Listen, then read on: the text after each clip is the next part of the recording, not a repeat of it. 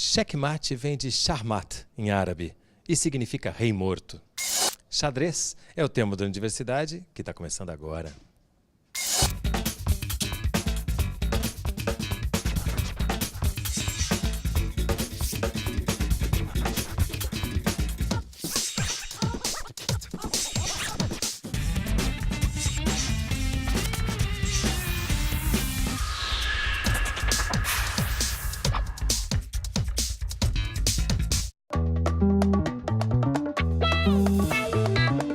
Hoje, no Tijuca Tênis Clube, no Rio de Janeiro.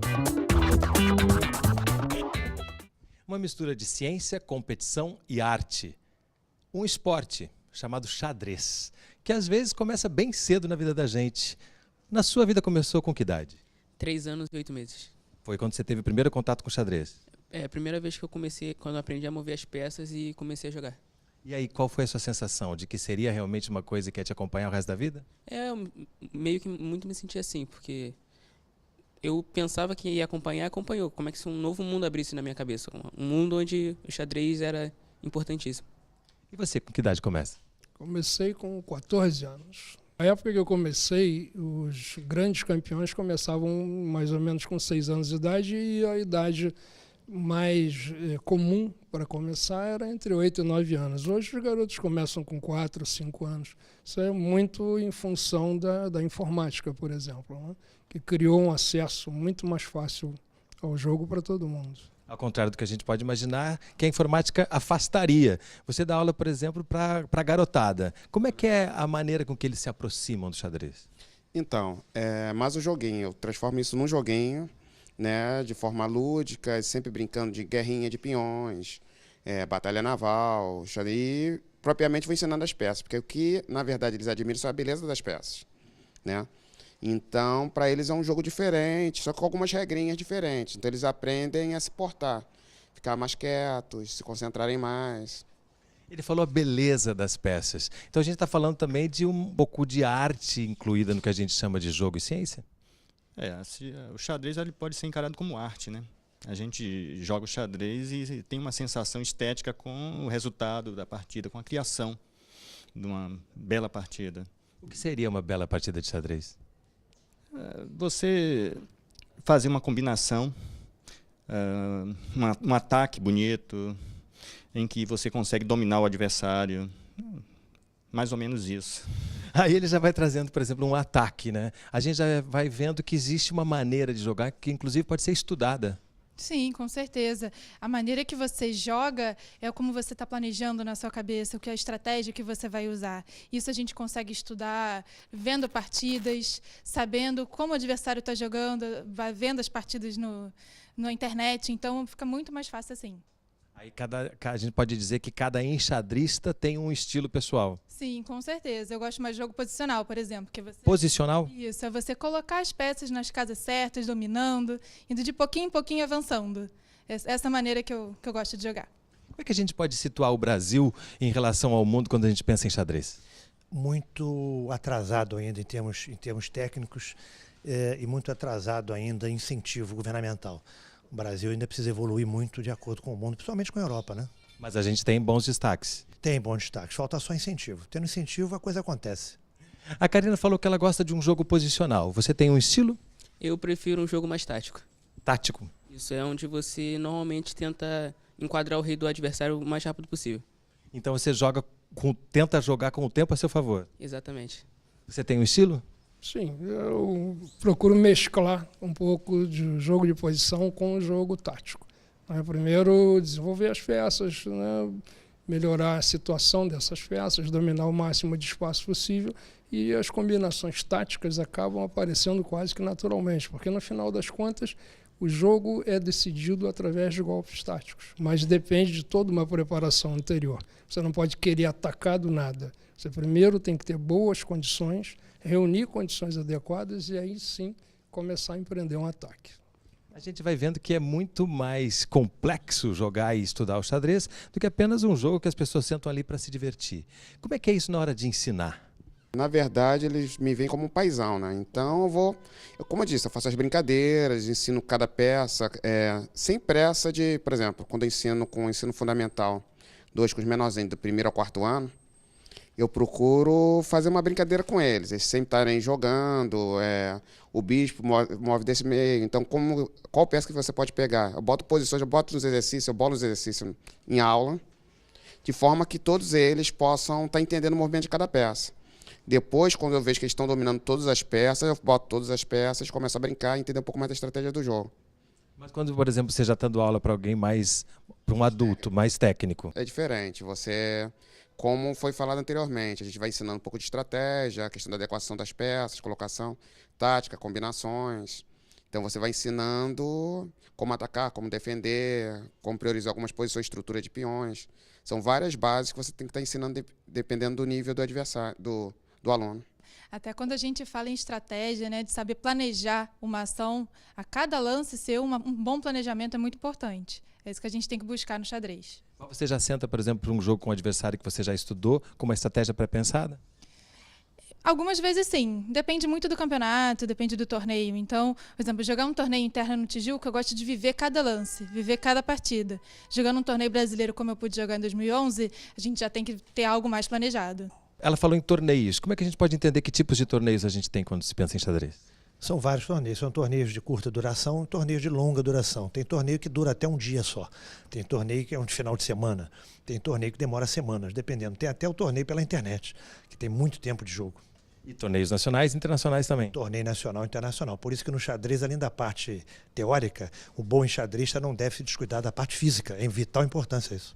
E é isso que a gente vai ver no próximo bloco. Até que ponto um enxadrista tem que ter o corpo bem preparado? Não sai daí, a gente volta já.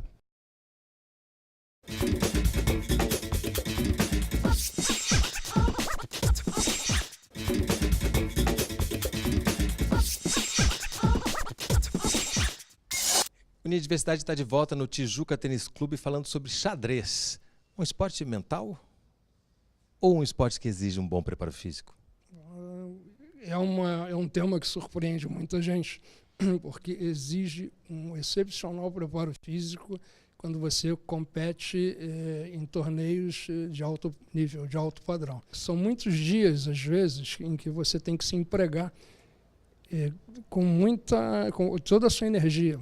Você tem que colocar muita energia nas partidas, e são, às vezes, 2 partidas por dia, ou então em torneios de finais de semana em que são várias partidas por dia. E se você não tiver um bom condicionamento físico, você não consegue resistir até o final. Eu já tive excepcional desempenho em alguns torneios, muito mais por conta da minha preparação física, até por conta de questões técnicas. Em algumas situações, meus adversários eu sentia que estavam nitidamente cansados, e porque eu tinha um bom preparo físico, eu conseguia essa superação. É importante todo jogador de alto padrão, de alto nível. Se você olhar até pesquisando fotos de jogadores, você vai ver que todos eles estão muito bem, com o corpinho muito em ordem, porque malham pra caramba, para poder ter o desempenho. No xadrez, o importante é vencer? Eu acho que o mais importante é competir, né? Mas todo mundo gosta de vencer. Você tem memória de alguma partida assim que você traz como uma grande partida que você fez? Eu acho que eu tento, a cada torneio, fazer a minha melhor partida. Pensar sempre no melhor lance possível durante a partida. Sempre estar focando apenas no próximo lance. E assim, tentar a cada dia me superar mais e ter muito mais partidas memoráveis. Como é que a gente pode dizer os títulos, explicar os títulos que o enxadrista vai ganhando ao longo da carreira?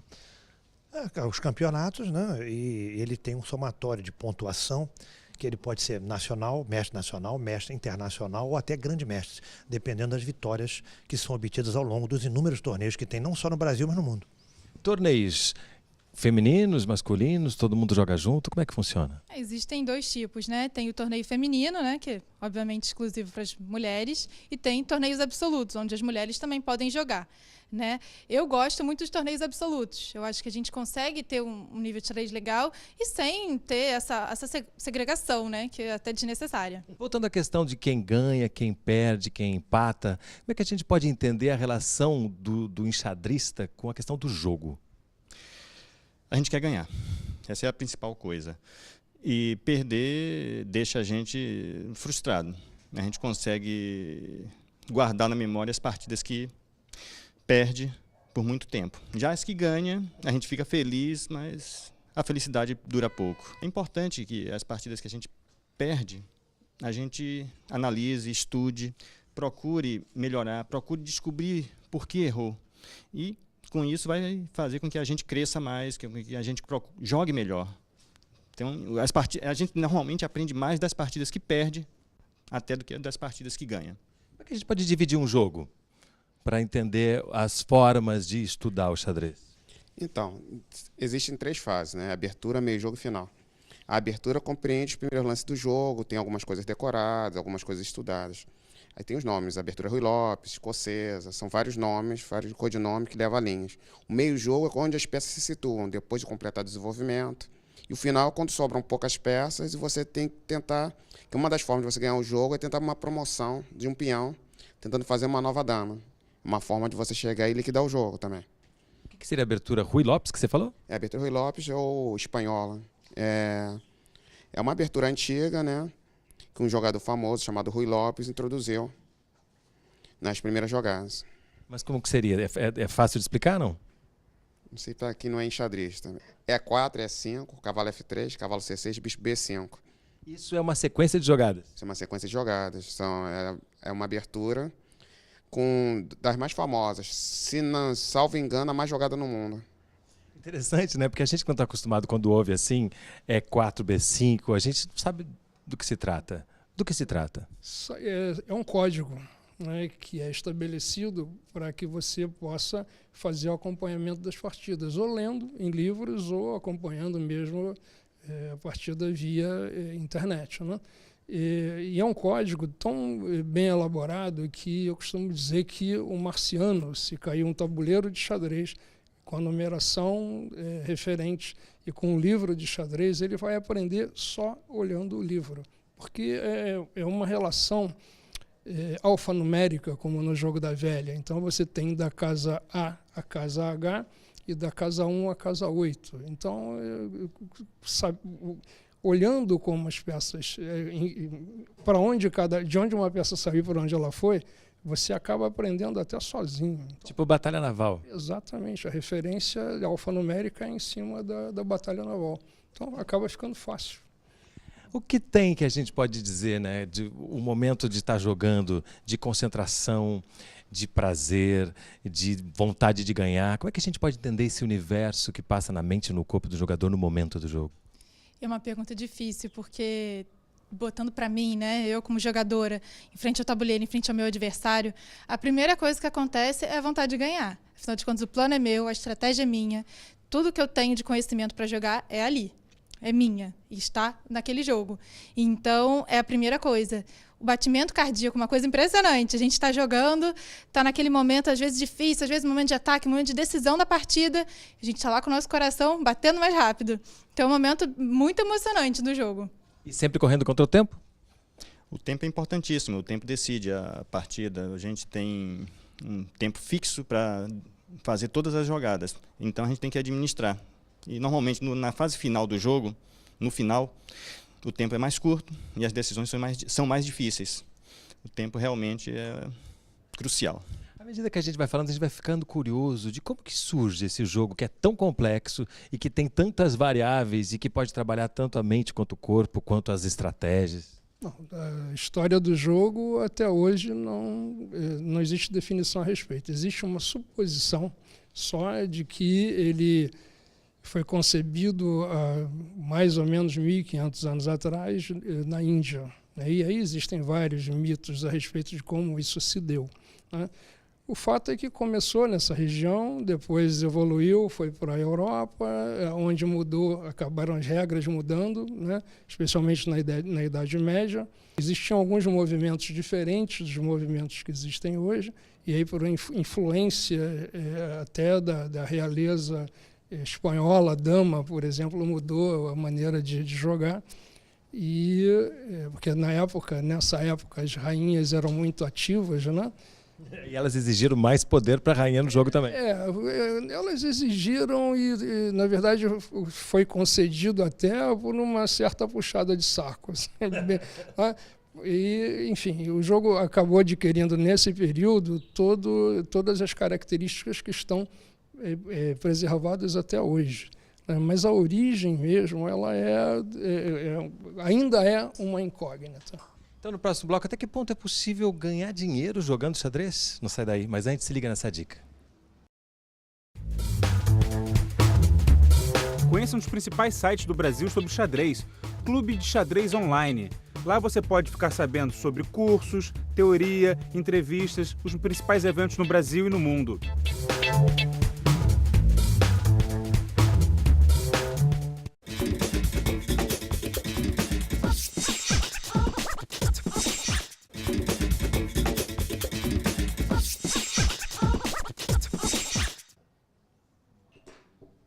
O Universidade está de volta no Tijuca Tênis Clube, falando sobre xadrez. Acabei de fazer um checkmate ali, né? O que a gente pode aprender para a vida quando treina, quando joga xadrez? Planejamento. Eu digo por mim, assim, que estou na área de psicologia organizacional, a importância de você planejar bem a sua carreira, planejar bem o que você quer, onde você quer trabalhar, no que você quer trabalhar, no que você precisa estudar para chegar lá. Então, acho que essa é a grande contribuição. O que mais? Pensamento lógico. O xadrez ajuda. Por isso que algumas escolas têm projetos de xadrez, porque ajuda no desenvolvimento das crianças. Aqui no Rio de Janeiro tem projetos, mas não é tão ativo, mas você vê muitas escolas com xadrez. O que mais? Então, na causa-consequências, como a gente ia falando anteriormente, nas escolas a gente está fazendo um paralelo com notas também na escola e tal. Melhora na concentração, os resultados estão sendo assim, bem surpreendentes, assim, muito grandes. O que Machado de Assis tem a ver com xadrez? Machado de Assis é um dos primeiros grandes incentivadores de xadrez no Brasil. Ele foi o criador da primeira coluna de xadrez no século XIX ainda. De jornal? De jornal, que era uma coisa muito comum antes desse boom da internet. Nós tínhamos muitas colunas em vários jornais. Eu mesmo escrevia para jornais, para o Globo. Hoje nossa mídia está toda concentrada na internet, mas o Machado lá atrás, né, com algumas outras figuras importantes da intelectualidade carioca, eram jogadores ativos, né, e tinha um grupo que frequentava o Fluminense já naquela época, os primeiros grandes incentivadores. Como é que a gente pode explicar para a pessoa, por exemplo, um método de treinamento? Como você treina xadrez? Treinar xadrez é de certa forma bem divertido, que você pode treinar de várias formas, e eu acredito que cada um treina de uma forma. Eu gosto de ler alguns livros e treinar com computadores, mas tem gente que prefere só ler livros ou só treinar com computadores, e então é bem diversificado. Você treina todo dia? Sempre que eu posso. E agora, com a medida que você está ficando mais velho, você está com quantos anos? 17. Como é que vai ficando o espaço para o xadrez? O tempo diminui um pouco, questão de provas, vestibulares, essas coisas, mas sempre que tem um tempo eu tento dar uma treinada para me manter em forma. Como é que é isso? O tempo, a vida, o esporte? Tudo é uma divisão, né? A gente se organizar bem o nosso tempo, administrar bem o tempo, a gente consegue ter um tempinho para tudo. É claro que numa fase de vestibular, que é uma fase decisiva da vida, a gente acaba tendo que ter um pouco mais de espaço para os estudos, né? Porque depois você passando na prova, você pode tranquilamente voltar a estudar xadrez com mais calma. Como é que a gente pode entender a diferença entre um enxadrista amador e profissional? Na medida que ele se filia à federação e, consequentemente, à confederação, ele passa a ser, assim, digamos, entre aspas, um profissional. Quer dizer, ele sai daquela categoria de pura e simplesmente amador para uma categoria mais técnica, como a gente está discutindo aqui, em termos de treinamento, orientação com professores. Há uma diferença muito grande do federado e do não federado. Tanto que existem torneios que são mais fracos, que proíbem até que federados participem. Só amadores? Só amadores. Para poder o nível ser um pouco mais complacente com quem está participando. Mas é vital para quem quer aprender, quem quer evoluir no xadrez, se federar, porque federando passa a fazer parte do meio. E é possível ganhar dinheiro jogando xadrez? É possível ganhar dinheiro jogando no Brasil, nem tanto quanto no exterior. Fora do Brasil nós temos torneios que os prêmios variam de $100 mil a $1 milhão, né, em competições do tipo Open, né, as abertas. E existem os torneios fechados, que são muito mais limitados, né, porque só determinados jogadores podem participar. Ele falou que agora há pouco sobre a rainha, né? Que ela, em um determinado momento da história, ela teria ampliado o seu poder dentro do jogo. Como é que a gente pode pensar nessa relação entre as peças? Rei, rainha, bispo, cavalo, torre, peão? Então, cada peça tem seu significado, né? O peão seria como se fossem os soldados da realeza, né? Então eles fazem a função de proteção, de domínio no centro e, eventualmente, quando eles chegam na 8ª fila, recebem seu prêmio, que é virar uma peça de poder superior, né?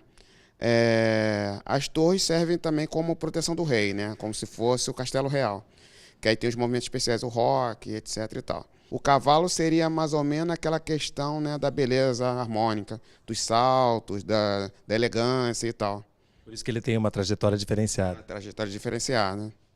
E o rei também tem aquela questão triunfal, né? Ele é a peça a ser protegida, quando troca as peças, ele se torna uma peça também forte, né, no final. Então é onde ele pode mostrar todo o seu esplendor. Mas só anda de uma em uma casa. De uma em uma casa. Como é que é isso? Voltamos àquilo que você falou da beleza, né? Porque quando a gente começa a perceber essa organização, a gente vê que também há uma beleza nesse jogo em si. Tem uma observação geométrica entre as casas do tabuleiro e entre os movimentos da peça que tem uma sensação estética. Então, daí a gente tira a beleza do movimento das peças, do conjunto, do funcionamento das peças em conjunto. Uma maneira interessante de fazer com que o leigo compreenda melhor é como se você olhasse um quadro ou uma escultura e você imaginasse ali os movimentos que o autor está te sugerindo. No jogo de xadrez, nós temos a mesma sensação olhando as peças, porque cada movida, cada lance que acontece faz com que todo aquele ambiente se transforme. Ele tem uma vida nova e essa vida está se renovando a cada movimento. Isso dá uma profunda sensação de beleza, causa essa sensação de beleza, né? Profundamente estético, ver essa harmonia toda funcionando o tempo inteiro com um movimento contínuo. A gente começou o jogo falando do seu apaixonamento bem cedo pelo xadrez. Como é que os seus amigos reagem quando você fala que é um enxadrista ou quando eles descobrem que você é tão bom no xadrez? É até uma reação engraçada. Normalmente o pessoal vem falando que, tipo, eu sei jogar xadrez, eu não sei estratégia, não sei o quê. E é até meio triste ver isso, porque é um esporte fascinante. Eu acho que mais pessoas deveriam aderir a essa moda do xadrez, porque ajuda na sua vida toda. Por exemplo, você ajuda no raciocínio lógico, como foi dito, ajuda na disciplina que o esporte exige para você. E eu acho que todas as pessoas deveriam aderir a esse estilo de vida. Para terminar rapidinho, bate-bola quem é o seu ídolo no xadrez? Falar de um só é complicado, mas eu quero citar dois, né? Garry Kasparov e Mekin. Garry Kasparov. O atual campeão mundial, Magnus Carlsen. Mequinho. Nenhuma mulher? Não. Sem dúvida nenhuma, Mekin, pela perseverança, porque ele nasceu como grande mestre numa época que todo mundo ainda duvidava do xadrez. Bob Fischer. E chega ao fim mais um Unidiversidade, um programa do Canal Saúde, da Fundação Oswaldo Cruz. Se você quiser entrar em contato conosco, nosso endereço eletrônico é canalsaude.fiocruz.br.